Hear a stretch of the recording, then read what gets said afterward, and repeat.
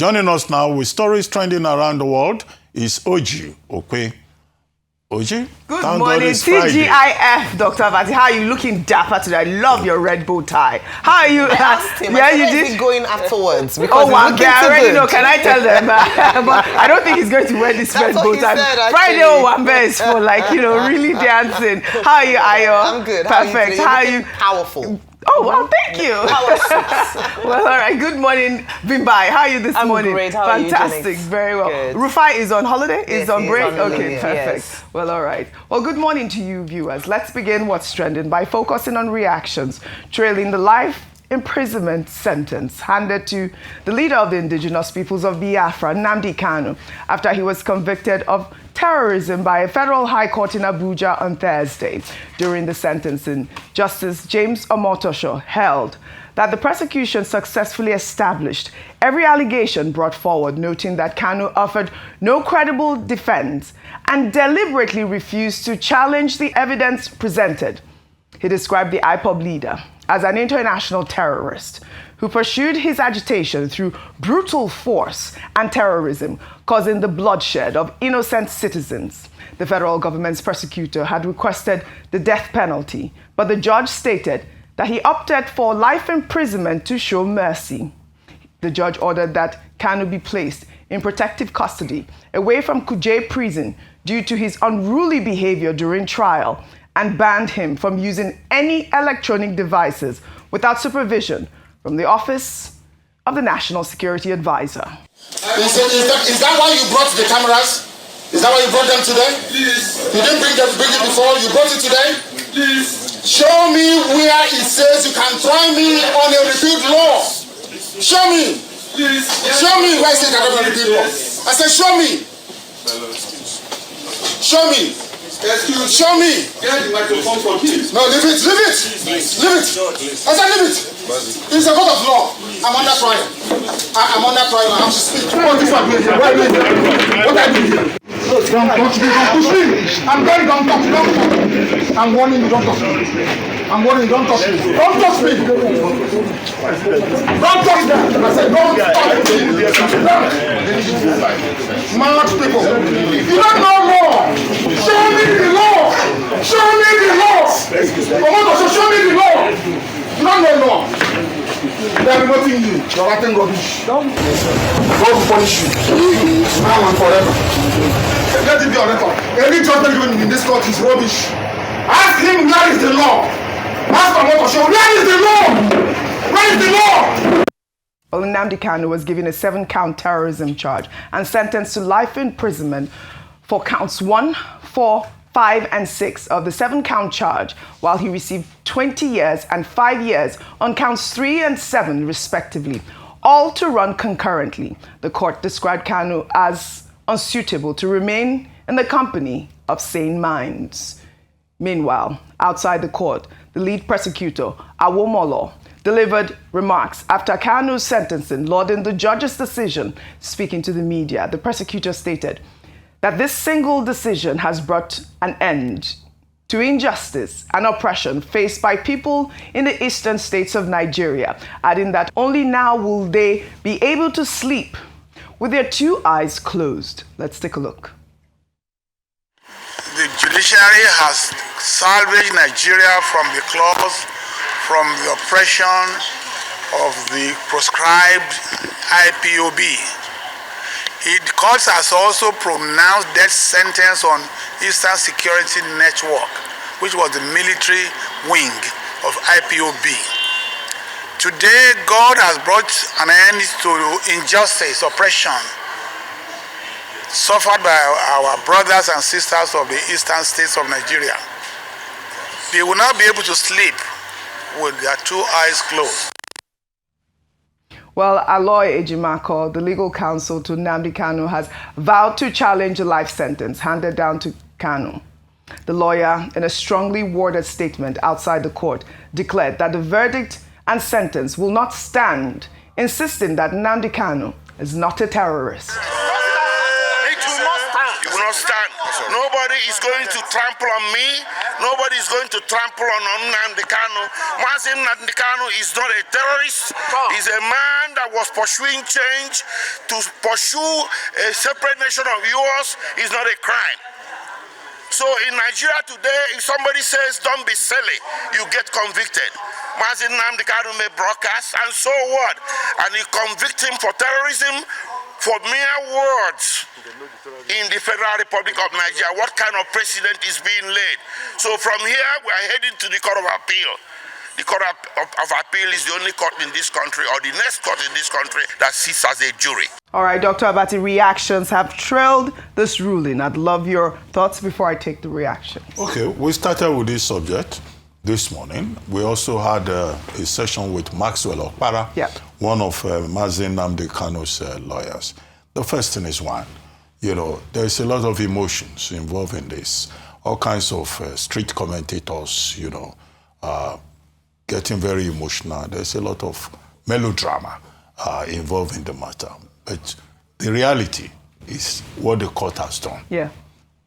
The judgment is about 144 pages. Whoever is contesting that, the place to go is the Court of Appeal. The matter is not yet over. Okay. So Nnamdi Kanu, no matter what has happened so far, can go to court of Appeal. And when it gets to the Court of Appeal, my only fear is that the prosecutor may also cross appeal.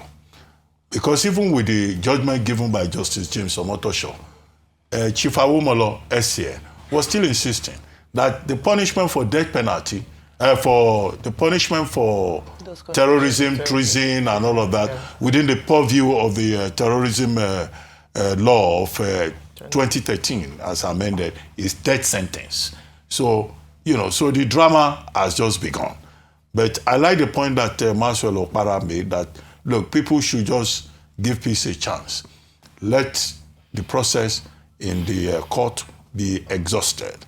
But as I've seen, so many people have suddenly become legal experts, commenting what they don't know about. However, when the matter goes all the way to the Supreme Court, whatever happens, there's still a window.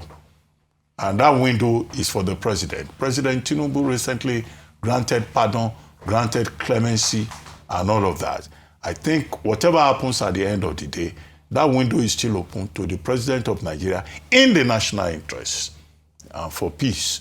To then say, okay, this is the outcome, but the Nigerian government would grant this pardon.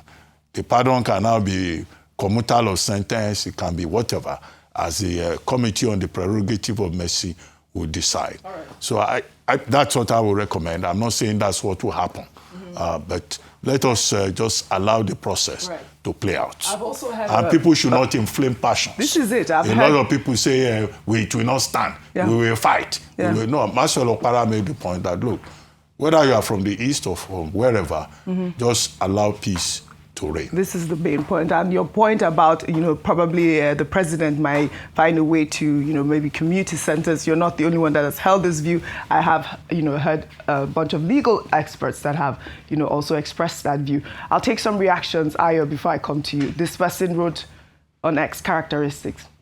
The recent judgment against Nnamdi Kanu has once again reopened a long-standing debate in Nigeria. Why does the Nigerian state seem to treat terrorism, armed agitation, and violent extremism differently, depending on the region from which they emerge? Terrorism should never be celebrated or defended in any form, and anyone who has participated in violent acts against the Nigerian state or its citizens must face the law. However, the unevenness in the application of justice is becoming too glaring to ignore. Over the years, Nigeria has witnessed situations where the government, according to numerous public reports, entered negotiations with armed groups and even reintegrated some individuals back into society, particularly in the northern region. It is disheartening to observe what appears to many Nigerians as sectional approaches to justice. The common saying, what is good for the goose is good for the gander, does not always seem to play out evenly. We may now be witnessing what can be best described as regional and sectarian justice and injustice. Meanwhile, one of the leaders of the Islamic State West Africa province, Hussaini Ismaila, has been convicted of terrorism offences and sentenced to 20 years imprisonment by a federal high court in Abuja.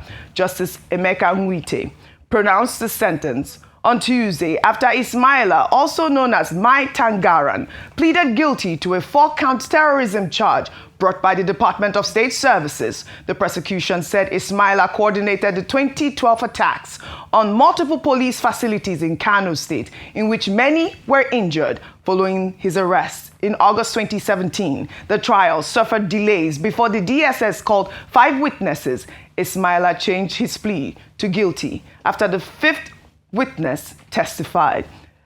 Well, you see this? His 20-year sentence will run concurrently from his 2017 arrest date. The judge also ordered Ismaila must undergo rehabilitation and de-radicalization before being reintegrated into the society. And you see why I was able to juxtapose that tweet with this actual story, because this is the agitation from a lot of people, especially also in the Southeast. And, you know, many people who, you know, rightly feel like this was injustice meted on Nnamdi Kanu. Absolutely. And all Nigerians, despite irrespective of region, have to have a voice. And all voices must be listened to, must be heard.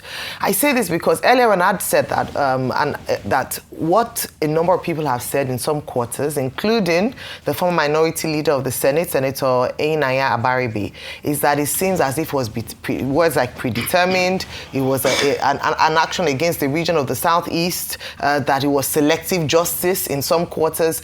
And when you hear cases like this terrorist who was convicted, masterminding acts of terrorism, who was given 20 years, you can then understand why people are saying that. I had to call Mr. Kwara to order earlier on during the interview, because I also don't feel that the ethnic narrative is good for national unity and to not further incite violence or aggression in certain parts. What we're trying to push is the spirit of national unity. But in doing so, part of that is to ensure that there's fairness and justice indeed across all levels, across boards, and there mustn't be a perception that people are treated differently based on which region they belong to.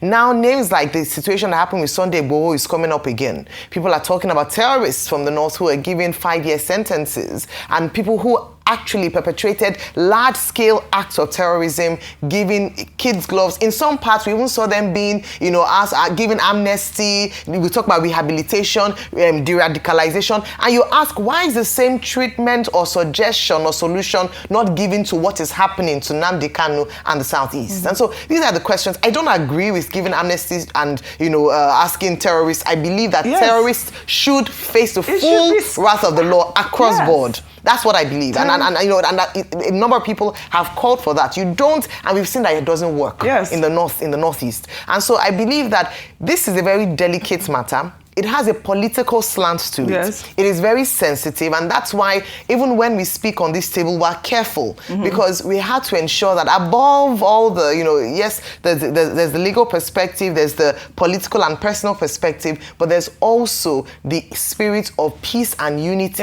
in Nigeria, so that we don't further divide along ethnic lines based on what is seen as selective justice. Absolutely. I mean, I agree with you 100%. This idea of de-radicalization and reintegration of these terrorists, I believe it should be scrapped. You were going to say, you know, right, for you to take 2 different cases without really knowing the facts of the case and say, oh, this one, the judgment is too harsh. This one, the judgment is too soft. No, that's not how whatever you analyze circumstances legal matters. they are. Whatever circumstances they are. Every case is determined on the basis of its own facts and evidence. Correct. Whatever circumstances they are, this is what is brought out to the public. This is the perception that is brought to the public. But I think also it's important to remember, I know you want to speak, but let's also remember that one of the major things that played a part here was that the judge felt that there was no sign of remorse.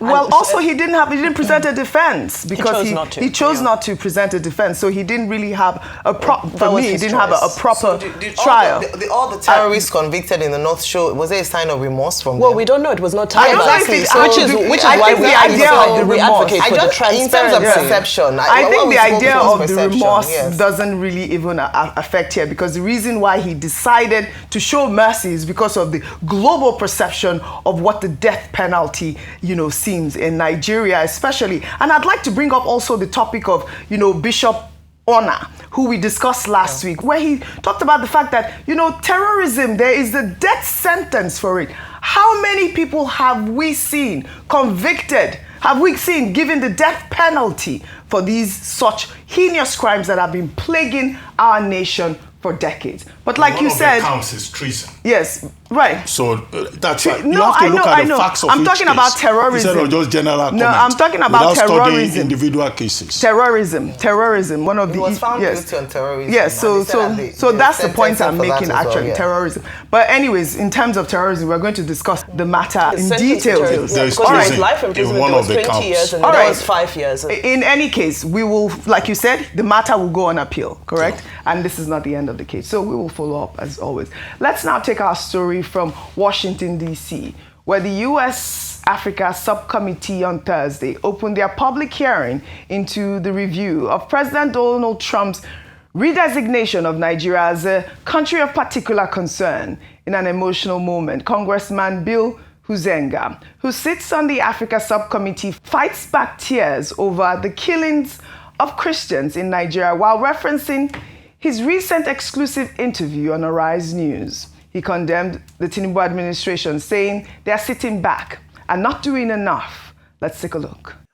I went to school with kids from Nigeria.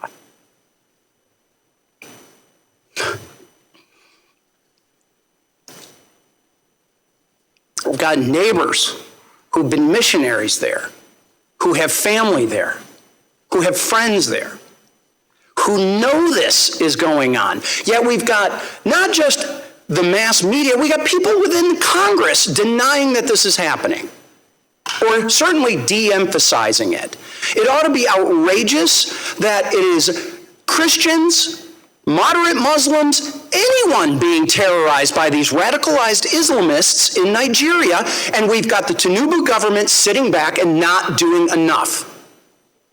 I recently just was interviewed by Nigerian television, Arise TV, and that was really their question. Is the Tinubu government doing enough? And I had to answer, no, they are not.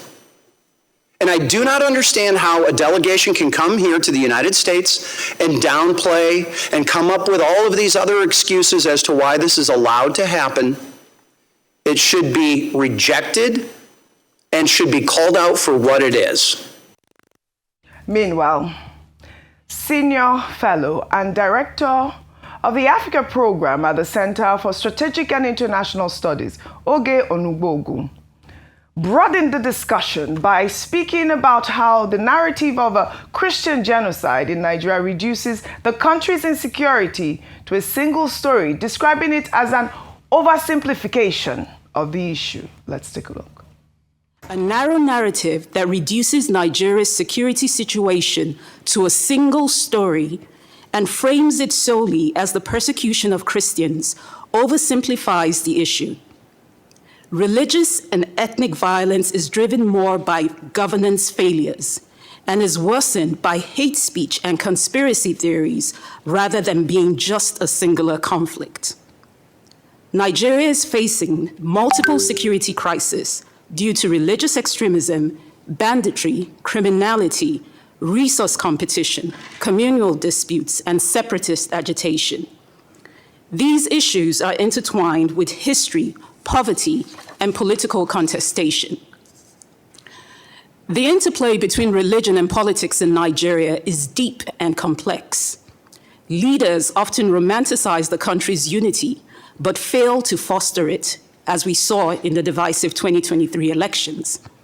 As Nigeria approaches another national election in 2027, religion will once again continue to influence candidate selection, voter behavior, and campaign strategies.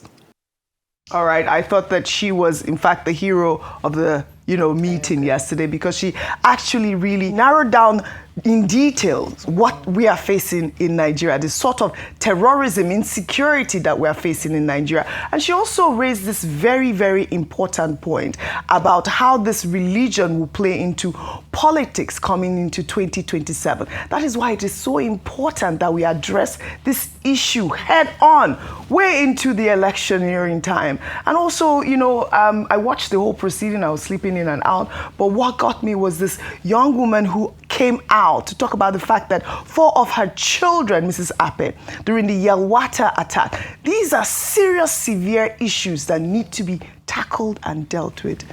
All right, let me take them one at a time. I begin with the video of Bill Huizenga, Congressman Huizenga, who seemed to be shedding tears. Riley Moore, at some point, Congressman Riley Moore also said that he's having sleepless nights thinking about this. And I just say I think we should be careful about the tears of some of these people across the Atlantic, because they're also the same people who were hosting President of Syria, al-Shara, in the White House just a couple of weeks ago, who's responsible for persecution of Christians in Syria. But suddenly he's a friend of the house. So we need to be careful about the agenda that is currently being perpetuated in the US Congress. However, bringing issues back at home, this is why what Oge said was extremely important, because she emphasized the fact that what we need is to ensure we address, number 1, institutional weakness, number 2, political will. She said that if we can get our institutions here in Nigeria into the right shape,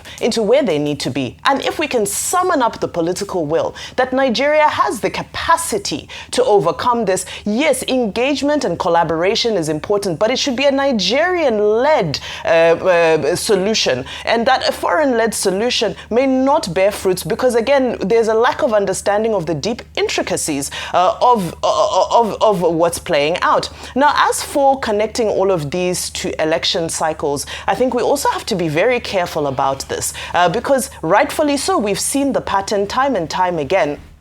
It continues to play out as we're going, especially towards a heated election, a hotly contested election. Everything gets thrown into it, whether it's ethnicity, whether it's religion. Unfortunately, everything becomes permissible. Now, there's a concept that originated in Russia, which is called a color revolution, which I always highlight. Now, color revolution is when we manipulate real issues and challenges within a nation, and then we use them to catapult ourselves into some sort of political movement and ultimately regime change. I'm not saying that's what's at play here, but I'm saying that there are people who take advantage of our weaknesses, of our challenges, of our issues that we have within our own nation and use them for political game to try and achieve regime change. So what is the solution to all of this? The solution is that insecurity should be nipped in the bud, whether it be the girls who have been taken in Niger State, whether it be Niger State is children and teachers. In Kebbi State, it's the girls. Whether it be even those that are underreported, that are not making the headlines, that are living in fear. I'm surrounded, my domestic staff are all from the Middle Belt. I hear the phone calls they receive from home on a daily basis. It's not easy for them. They constant worry for their relatives. So wherever in Nigeria it is time for leadership to step up. We're seeing ministers are being ordered to go to the theater. We've seen the vice president is in the theater as well.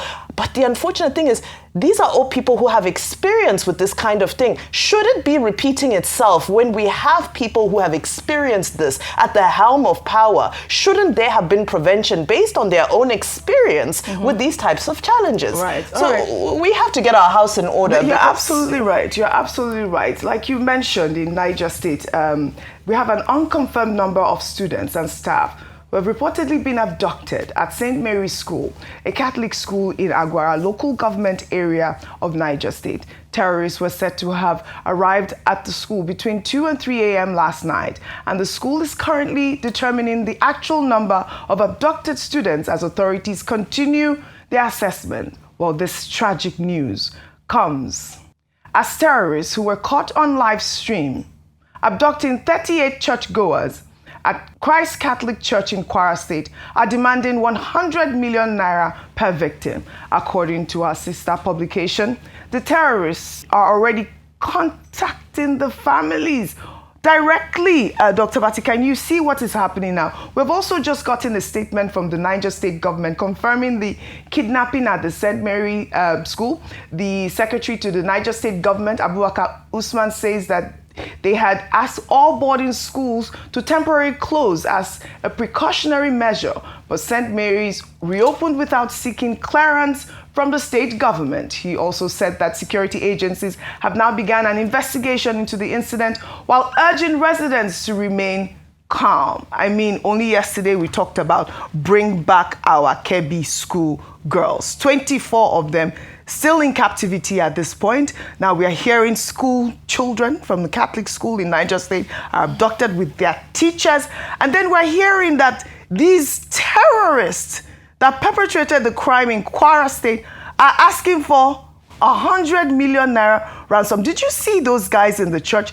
I mean, what, even if you get 100 million, what are you going to do with it to even start with? I mean, these people are terrorists. Dr. Abati. Well, I think it's most unfortunate that at a time when there is this concern, international concern, that Nigeria is suffering from, very serious problem of insecurity. And we've seen various dimensions of it at the congressional hearing yesterday in the United States. You had John James, congressman from Michigan, in fact referring to the Nnamdi Kanu case. But there were others who disagreed with the mischaracterization that was involving some of the positions. There was one congressman who was saying that there are jihadists, in fact, in the Tinubu administration. It had to take Jonathan Pratt from the Council of African Affairs to say, no, he doesn't think that there are jihadists inside the government. Then, okay, the man modified his statement and said, okay, the government is not doing enough and all of that. So you get all kinds of perspectives. And then you had Sarah Jacobs saying President Trump has no business interfering in Nigeria. On what basis does he want to interfere with the sovereignty here? But all these problems we have with school abduction, attack on churches, they reinforce some part of the narratives out there. Bishop Anagbe of Catholic Bishop of Makurdi, the Diocese of Makurdi, I don't know whether it is Catholic or not, but it's from the Diocese of Makurdi, gave a very graphic report in this regard. So the residual point is that the Nigerian government still needs to do a lot more to make our schools safe. Yes. They are closing down schools in Kwara. So those children, they will lose the opportunity to go to school. In Niger State, the secretary to the government, or whoever signed that statement, said, we had warned them not to reopen. It was St. Mary that went and reopened the school based on intelligence. So is the gentleman, is he blaming the school and blaming the children? In other words, he's saying that they made themselves available to be abducted. Should any child be abducted at all from any school? So that the reasoning in that press statement wasn't very clear to me. No. Because when you say in Kebbi, we were told that government had intelligence, and yet it happened. In Niger State, we were told that we also got prior intelligence. It didn't happen. It speaks to something about the ineffectuality of the security system in the country. And I think whether they are girls or children or teachers or ordinary Nigerians, we all must feel safe in this environment. Right. Now, the military is overstretched. You have soldiers, they are the ones in the northeast, they are the ones in the northwest, they are the ones in the middle belt. What we're also seeing is that we don't have enough boots on the ground. We don't have enough personnel to secure this environment. This is the point. So, how many soldiers do we have in Nigeria? Roughly 300,000. I was even hearing 177,000 from Adam Soshomole we heard the other day. So if it is 177,000, how would 177,000 people wasn't a lot. Do police work? Yeah. And meanwhile, the police, what are they doing? Security is supposed to be, the primary thing for policemen. Yeah. Nobody is talking about the role of the police in this. And then these people, they call it civil defense. They are also part of the security apparatus. Yes, right. Maybe, they should be given more training, and they can help to protect as many schools as possible. This is the main point. So, because, expecting that the military will do it all the time, And then we at every occasion, we praise them. We say, they are doing well for the country. Right. But we need more men out there to govern ungoverned spaces. I really love that point that you make. And I think that's the crux of the issue, really. I believe that only recently the military said that they're going to deploy, what was it, 10,000 or 100,000 more recruits, 24,000 to be trained in the next year. Yes, that's what we should encourage. No, not just recruitment. Maybe some soldiers who have retired, some policemen who have retired, who still have some energy. They should be recalled to service. This idea that if you have done 35 years, you can go. Some of them are still very strong. Let them go back to work and help Nigeria. Fantastic. We need more boots on ground. Please bring back our girls. I'm calling on the security forces at this moment. We want our girls back home, and we want those young children in Niger State returned immediately. Now under milestones, we mourn the passing of Olusegun Awolowo, grandson of Nigeria's legendary statesman, Obafemi Awolowo, who died on Thursday at the age of 62.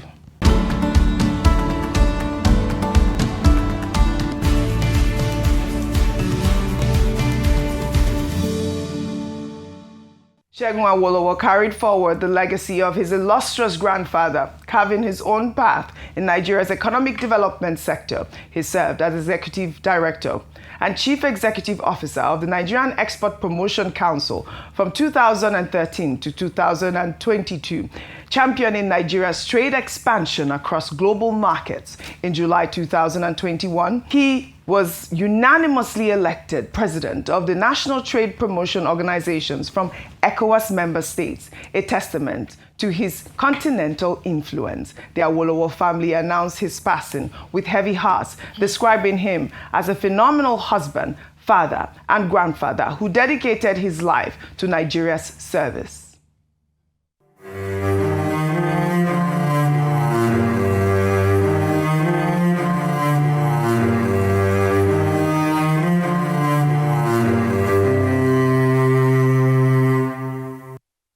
Segun Awolowo honored his grandfather's memory by serving Nigeria with the same dedication and integrity.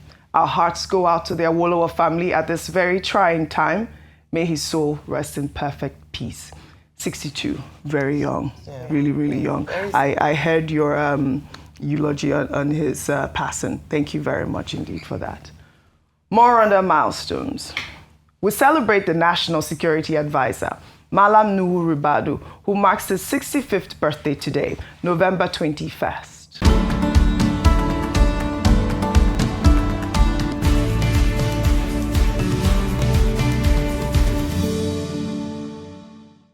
President Bola Ahmed Tinubu described Ribadu as a principal reformer and steadfast defender of Nigeria. The president praised Ribadu's exceptional integrity and lifelong devotion to public service, recalling his pioneering leadership at the Economic and Financial Crimes Commission, where he championed accountability and strengthened Nigeria's anti-corruption framework.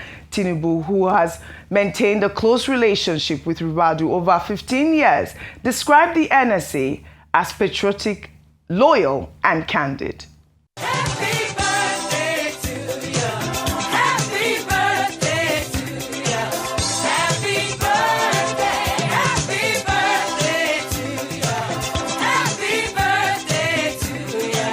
Happy birthday.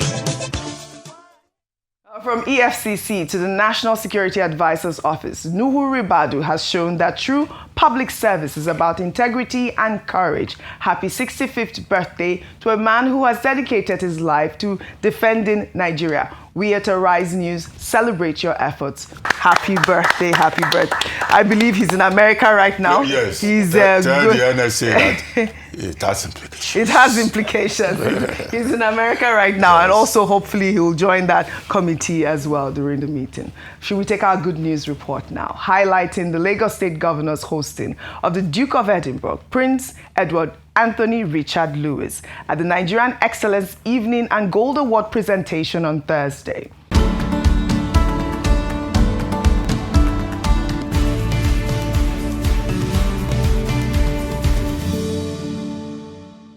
Award represents a transformative journey that nurtures confidence, builds resilience, and instills in each participant a profound sense of responsibility to their community and to the world. The Duke of Edinburgh's award is a globally recognized youth achievement program that challenges young people to develop skills, serve their communities, and push their personal boundaries. The Lagos State Governor, Babajide Sanwo-Olu, in a post on X, expressed pride in every young Lagosian who has embraced this challenge and committed themselves to excellence, describing their dedication as a powerful testament to what determination, creativity, and a willingness to learn can achieve.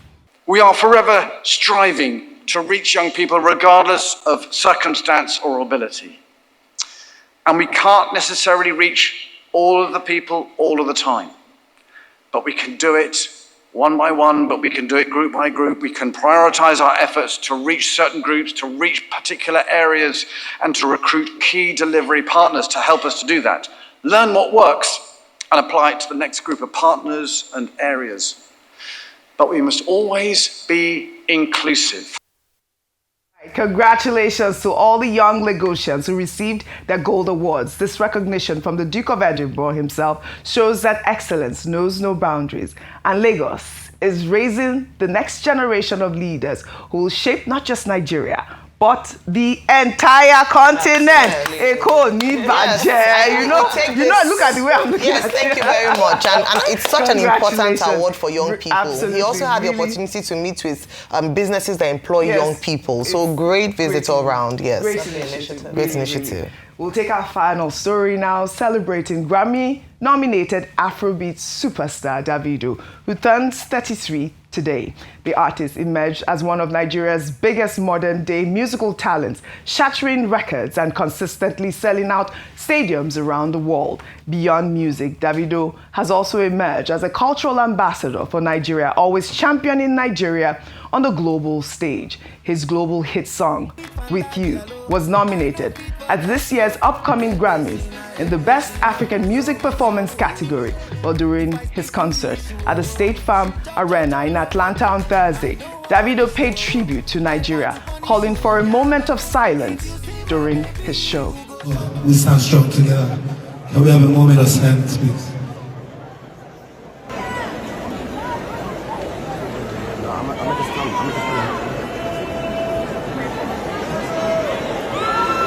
Amen. Always leading.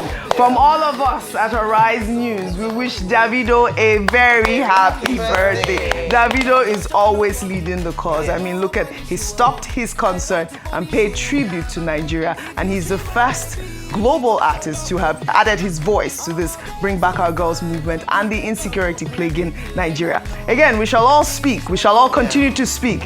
Nigeria, go better. I'd love to thank you all, as always, for your great analysis on what's trending. You all go have a great weekend. Happy birthday, superstar Davido. Well, that's all I have for you guys on what's trending today. I'll see you all next week. If I speak English, you no walking. I don't want punish you.